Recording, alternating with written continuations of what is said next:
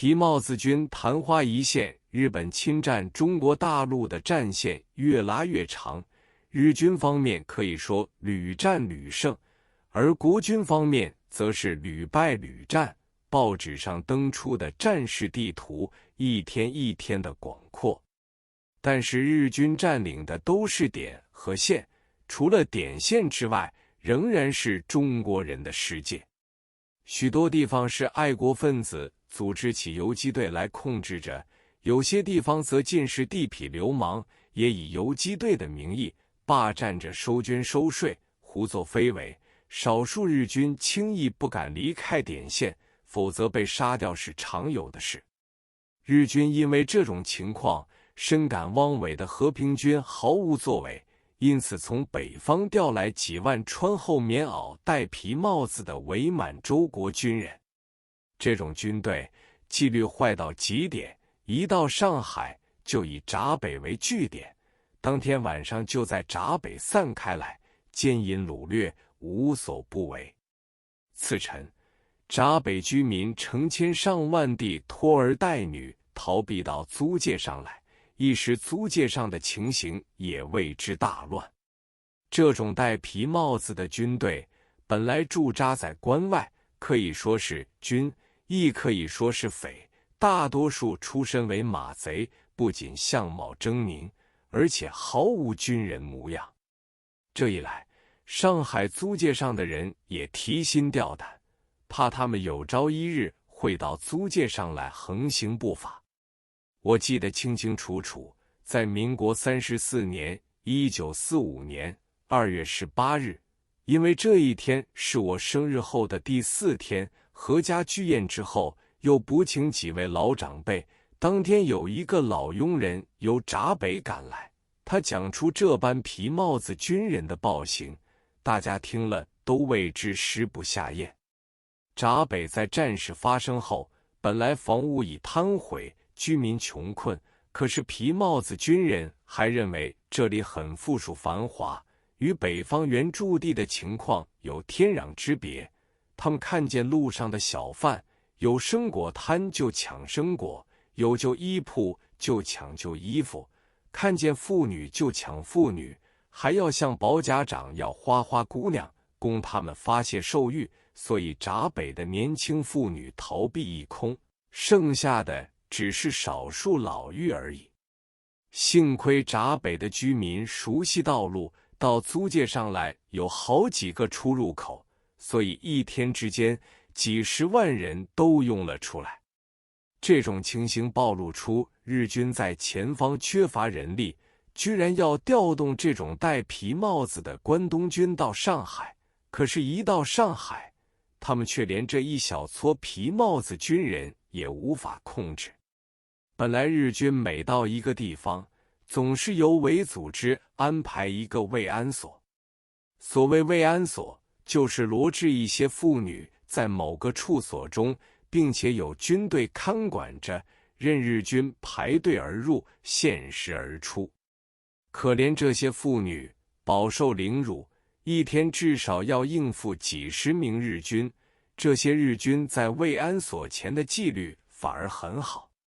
皮帽子军骤然而来，先知会当地警察局筹组慰安所，警察局局长一时措手不及，只好召集保甲长讨论。可是闸北向来没有妓女，只有平民，所以保甲长一听到这个消息，只是关照大家从速逃走。不但保甲长一起逃光，连警察局局长也跟着一起逃走。皮帽子军不远千里而来，竟然扑了一个空，因此就挨户搜索，见到了女人，不论老幼，脱了就走。原来日军在闸北和虹口余留下驻防的人数已少得很，要是实行严肃管理，重惩暴乱分子，又恐他们个个手中有枪，可能自相残杀。就因为这个原因，在上海的人也只好由皮帽子军乱搅了半个月，唯一的办法就是把军队在闸北四周包围起来，这样做是怕他们搅到租界上来。那时节租界之名已无，大权全部落在日军手中。但是，一到晚上，闸北的灯光暗淡，而朝南一望，灯光虽不像平时那么通明灿烂，却比闸北亮得多。因此，皮帽子军也不顾什么铁丝网的围绕，由工兵来破坏铁丝网，蜂拥进入租界区。租界上这时军队也很少，警察却不在少数，而且民间还留存着工部局时代万国商团队员。本来日本军人对这个组织有些顾忌，不大重用，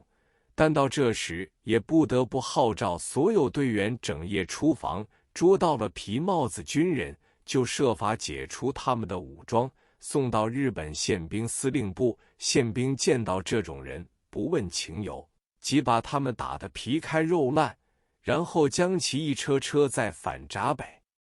皮帽子军人对日本宪兵毕竟有些害怕，因此就租界区总算得以暂保安宁。然而这种皮帽子军人也坏得很，他们会改穿民装混入租界，横行不法的事仍然天天有得发生。我们上海人惊惶得了不得，家家户户都在谈着这件事，小孩子有时哭吵不休，只要说一声皮帽子来了，小孩子便不敢再哭再吵。当时有一部分乔装的皮帽子军人混入租界之后，干脆不归队。幸亏当时保甲制度严密，又没有空屋破庙，他们无所遁形，而且一开口就听得出他们满口都是关外话，所以警方晚间在各处马路上搜查得很严，查到了就捆绑起来，第二天送回闸北。日军当局认为召来皮帽子军这件事是大大的失策，大约经过了一个短时期，便把这批皮帽子军人开到京沪、沪杭两路各县的乡间去，把人数分散的零零落落，给他们的任务是去打游击队。然而他们非但不打游击队，反而丢掉了皮帽子，加入了一些地方组织。至于扰乱民间的情况，打呀、杀呀、抢呀、奸呀，更是变本加厉。有一点，这种军人对日本人也是恨透了，他们把生命置之度外，把乡间日军暗杀或是干掉的不少，这一点颇出乎日本人意料。隔了不久，这些皮帽子军人逐渐落地生根，所以后来这批人都没有回到他们自己的家乡去。